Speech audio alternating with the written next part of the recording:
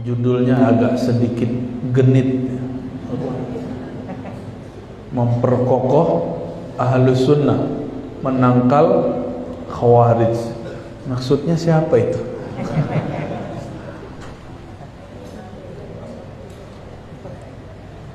Khawarij, kita mulai dari Khawarij ya.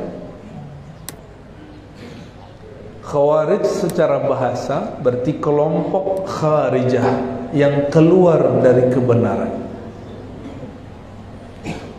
Imam Asy-Syahrastani mengatakan kullu man kharajat an imamatin sahihah, setiap kelompok yang keluar dari kepemimpinan yang sah,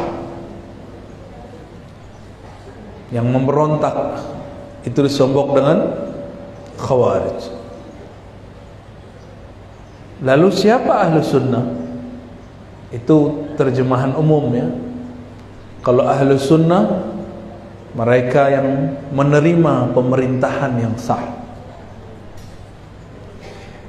melarang berontak. Maka dalam akidah Tahawiyah,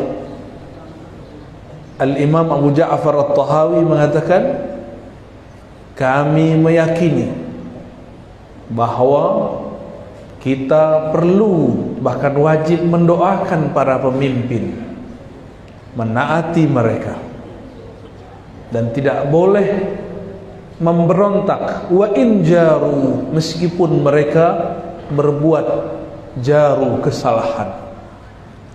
Kalau ada kesalahan diperbaiki, bukan berontak. Itu Ahlus Sunnah.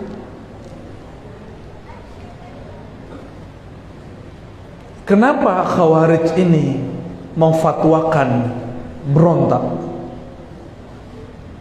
Karena ada satu kaidah yang mereka keliru dalam memahaminya. Apa kaidahnya? Mereka beranggapan kalau kita mengatakan iman itu tasdik, ikrar, amal, itu dibagi dua.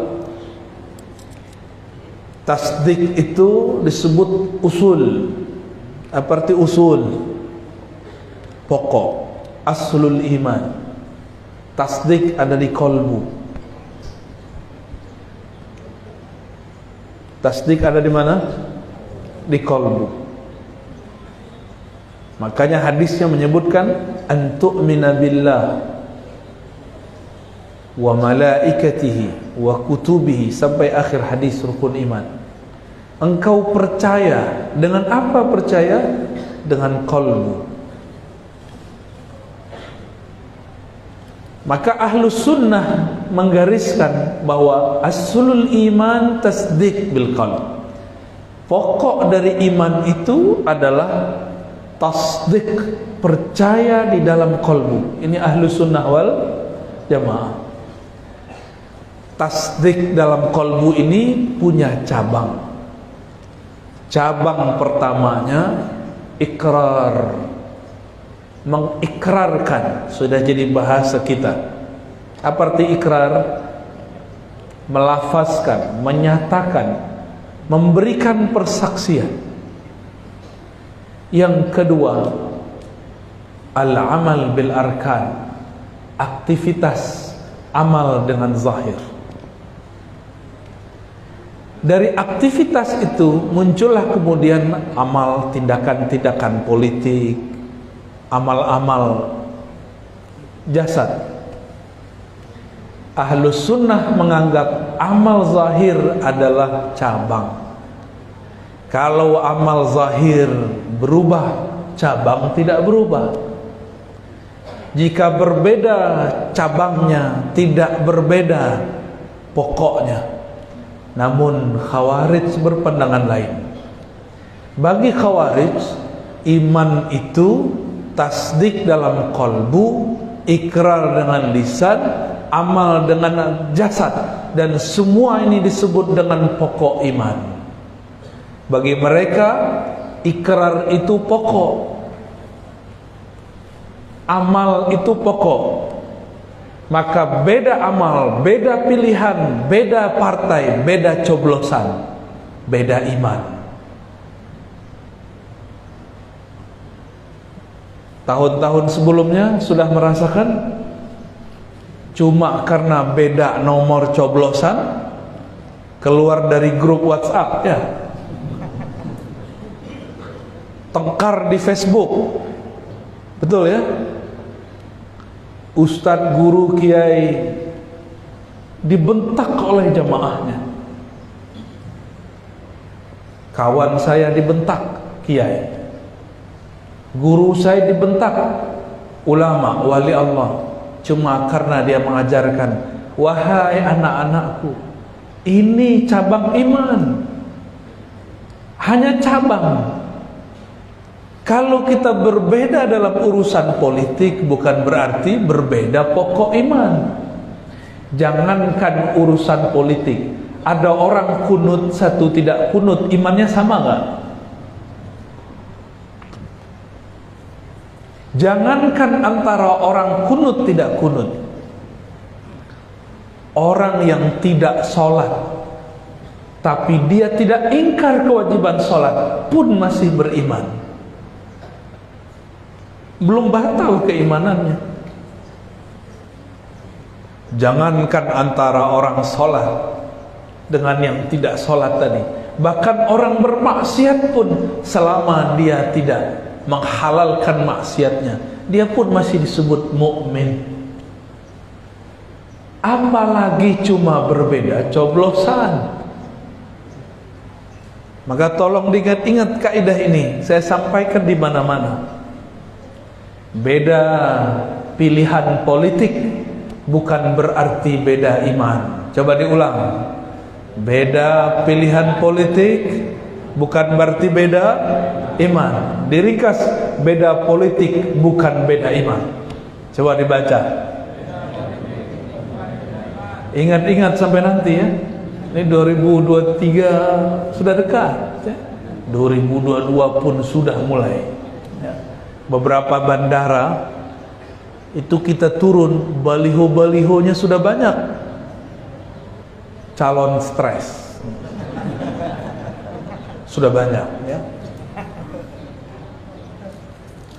Benar, calon stres. Setiap selesai pemilihan umum itu banyak orang masuk rumah sakit jiwa. Tanya sama Paman Birin ya, kawan-kawan beliau lah.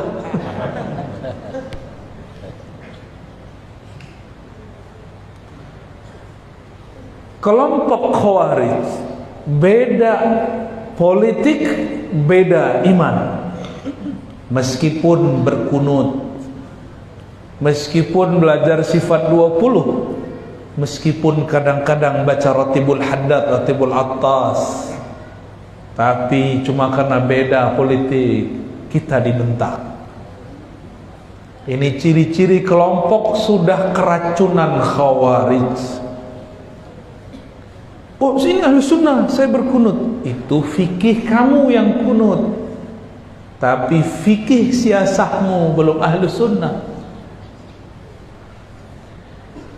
Malam tadi guru Wildan mengijazahkan sanad zikir. Itu silsilah ke atasnya berasal daripada Imam Abu Hamid Al-Ghazali. Imam Ghazali mengambil dari Abul Ma'ali Al-Juwaini. Abul Ma'ali Al-Juwaini ini beliau punya kitab judulnya Al-Ghiyas atau Ghiyasul Umam. Apa kata beliau dalam kitab itu?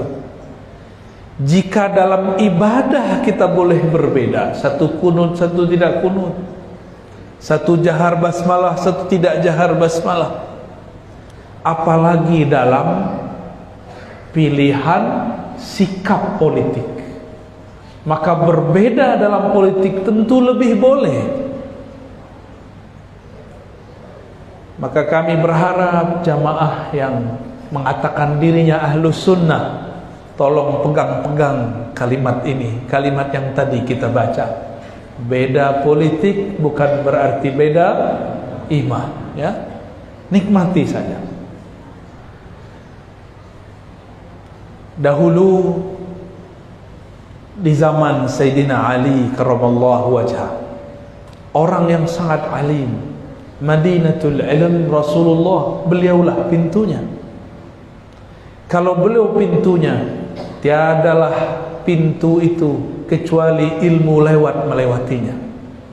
Maka tiada maklumat dari baginda Rasulullah sallallahu alaihi wasallam kecuali melewati lisan Sayyidina Ali. Sayyidina Ali, beliau ketika mendapatkan sebuah hadis, idza buyi'al imamani falyuqatilul awwal al-akhir, jika dibaiat dua imam, dua pemimpin, maka yang pertama boleh menyerang ke yang kedua. Beliau amalkan hadis ini, maka beliau seranglah sahabatnya Muawiyah, karena Muawiyah juga membaiat dirinya jadi khalifah.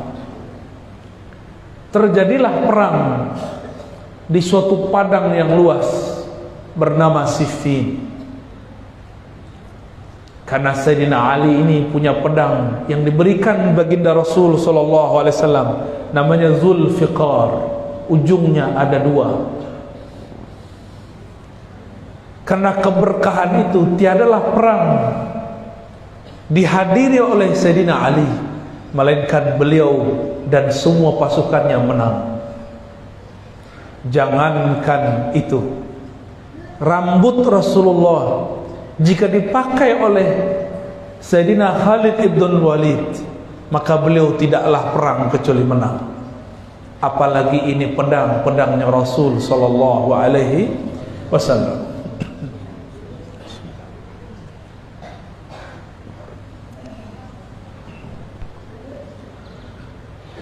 Namun Sayyidina Ali punya kisah. Di tahun ke-6 Hijriah, ini perang terjadi sekitar tahun 40 Hijriah atau sebelumnya. Di tahun 6 Hijriah, sekitar 34 tahun sebelum perang Siffin, Sayyidina Ali menulis perjanjian Hudaybiyah. Nabi, para sahabat sudah sampai di bukit Hudaybiyah. 10 sampai 15 kilo lagi sudah sampai di Mekah. Ternyata kafir Quraisy menahan Nabi Muhammad sallallahu alaihi wasallam. Tidak boleh masuk kepada Mekah. Lalu diusir, dibuatlah MOU, tidak boleh masuk Mekah. Akhirnya Nabi terima. Ditulislah di situ Muhammad Rasulullah. Apa kata kafir Quraisy? Kalau engkau Rasul Allah, kami tidak akan larang engkau. Tulislah Muhammad bin Abdullah. Apa kata Nabi sallallahu alaihi wasallam kepada baginda, kepada Sayyidina Ali? Ya Ali, hapuslah lafaz Rasulullah. Sayyidina Ali coba menghapus, tangannya gemetar karena ada lafaz Allah dan Rasul. Dia coba lagi, getar. Dia cari, akhirnya tidak sanggup. Dia katakan, wahai Rasulullah, saya tidak sanggup. Sayyidina Ali tidak sanggup untuk menghapus hatta cuma tulisan Allah, Rasulullah. Akhirnya Nabi bertanya, tunjukkan kepadaku mana lafaznya. Maka Sayyidina Ali tunjukkan. Beliau kemudian hapus dengan air ludahnya sendiri. Beliau mengalah. Ternyata bagi Rasulullah sallallahu alaihi wasallam, menang bukan berarti kita selalu dapatkan. Menang bukan berarti selalu kita peroleh. Orang benar mungkin ngalah dulu baru menang. Akhirnya Sayyidina Ali pun lega yang menghapus Rasulullah sendiri. Peristiwa ini diingat-ingat oleh Muawiyah. Muawiyah hadir saat itu belum muslim. 2 tahun setelahnya dia masuk Islam. Tapi dalam bab politik ini dia ingat, ketika Sayyidina Ali di tahun ke-40 itu mengalahkan pasukan Muawiyah. Muawiyah sudah terjepit. Muawiyah teringat ada mushaf Sayyidina Utsman yang juga menantu Rasulullah sallallahu alaihi wasallam. Maka dia ikat mushaf pada tombak, dia naikkan ke atas. Sayyidina Ali melihat ada tombak, di situ ada mushaf. Beliau dulu meridhai mushaf itu, dan dalam mushaf itu ada nama Rasulullah, ada nama Allah. Maka beliau mengatakan, mundur. Maka mundurlah semua sahabat-sahabat dan pasukan-pasukan Sayyidina Ali. Di saat itulah pecah pasukan Sayyidina Ali. Hati-hati para ulama, hati-hati para umara. Orang yang cinta kita saat ini belum tentu dia cinta benar-benar cinta. Selevel Sayyidina Ali, ada yang cuma cinta, dicintai karena nafsunya orang yang mencintai. Apa kata sekelompok orang? Hai, ada apa dengan Ali? Enggak ada lagi kalimat Amirul Mukminin. Ada apa dengan Ali? Kita sudah mau menang, dia kok mundur? Malah dia kemudian menerima hukum diplomasi. Sayyidina Ali kirim Abu Musa al-Asy'ari, Muawiyah kirim Abdullah bin Amr bin al-As. Terjadilah di situ diplomasi. Kata Ibn al-As, wahai Abu Musa, sampaikanlah apa yang hendak kau sampaikan. Abu Musa sangat polos meskipun dia lebih senior. Apa kata beliau? Untuk ketenangan umat, saya nyatakan Ali karamallahu wajhah mundur dari khalifahan.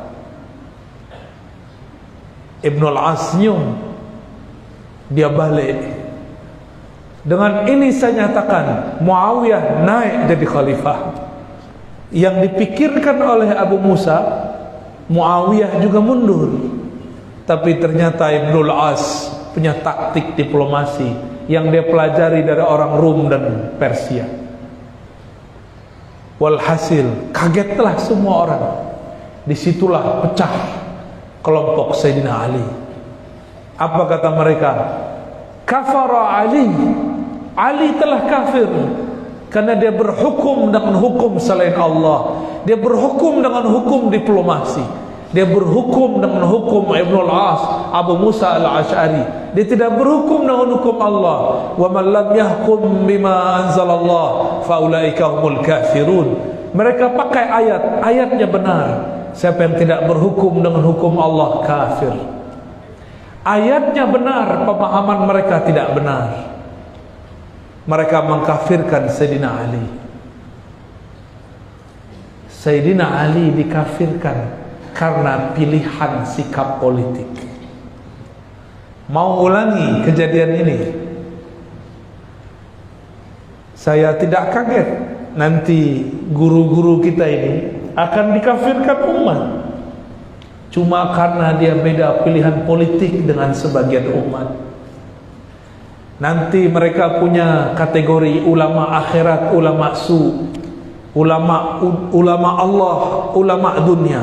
Bagi mereka ulama dunia itu yang beda politik dengan dia. Nanti sudah mulai muncul.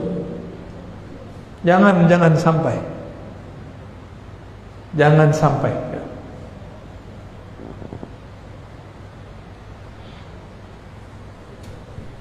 Kelompok Khawarij ini menjadikan sikap politik dia sebagai pokok keimanan.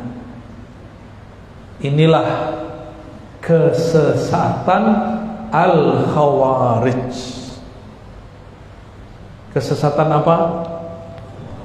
Dulu saya kira yang jadi Khawarij cuma orang yang pakai tauhid uluhiyah rububiyah, lalu tauhid hukmiyah mulkiyah. 3 tauhid. Yang nomor 3, mereka katakan tauhid itu politik. Ternyata sekarang racun ini masuk kepada orang yang belajar sifat 20. Racun ini masuk kepada orang yang bermazhab fiqh, masuk kepada orang yang katanya berakidah Asy'ariyah Maturidiyah, masuk kepada orang yang berthariqah, katanya Naqsyabandi, katanya Samani, katanya Ba'lawi, katanya Khalwati, katanya Syazili, tapi mengkafirkan gurunya atau menganggap sesat orang yang berbeda faham politik dengannya. Kalau ada ini terjadi, baik pada kiai, baik pada umat, berarti sudah kesusupan Khawarij. Dan sudah terjadi, ya, sudah terjadi. Kita berdoa semoga di tahun-tahun ke depan ini tidak terjadi kembali. Kalaupun terjadi, semoga tidak separah sebelum-sebelumnya. Dulu saya ini suka takbir, Pak, suka zikir. Karena saya mengajarkan seperti barusan, saya dibentak oleh orang yang ada di luar. Apa kata dia? Allahu Akbar. Keluar kau. Saya takbirkan ulang. Ya. Sini kau. Takbir depan saya. Gak berani dia takbir depan saya. Lebih kenceng takbir kita. Nabi SAW mengatakan, nanti tentara Imam Mahdi menaklukkan Rum cuma dengan takbir. Berarti takbir yang mana itu? Bukan takbir sembarangan itu. Itu takbir orang-orang yang selain Allah sudah dia nafikan, selain Allah sudah dia tiadakan, maka dia takut lagi kepada siapapun. La yakhafuna laumata laim.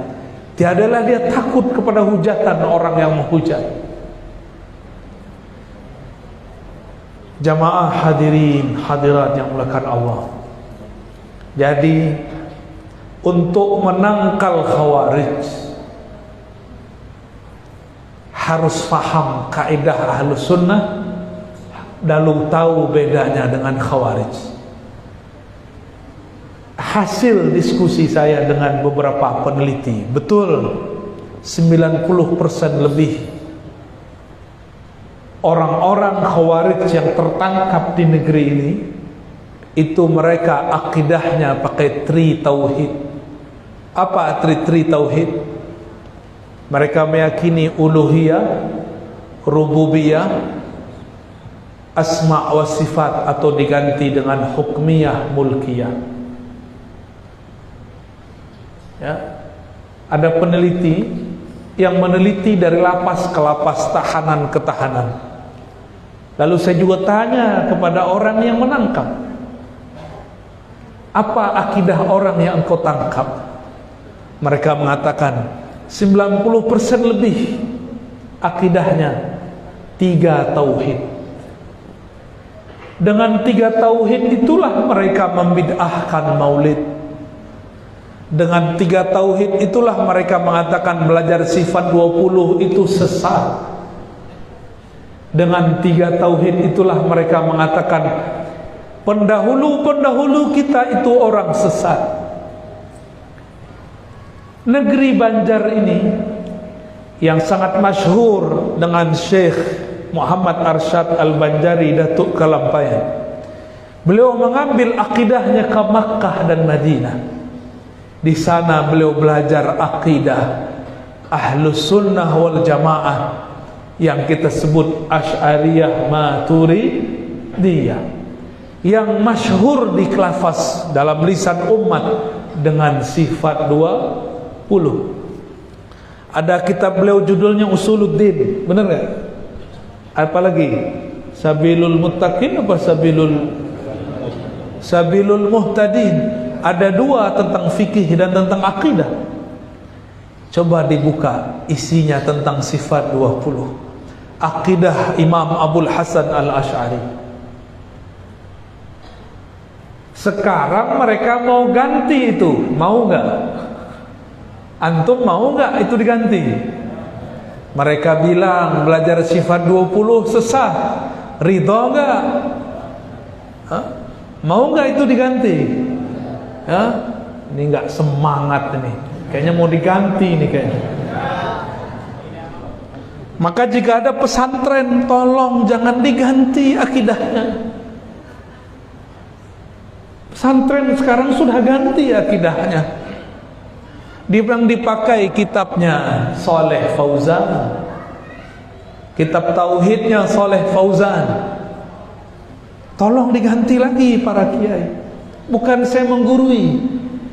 Siapa yang mengganti itu telah berkhianat kepada yang mengawal, yang mengajarkan Ahlus Sunnah di negeri ini dulu.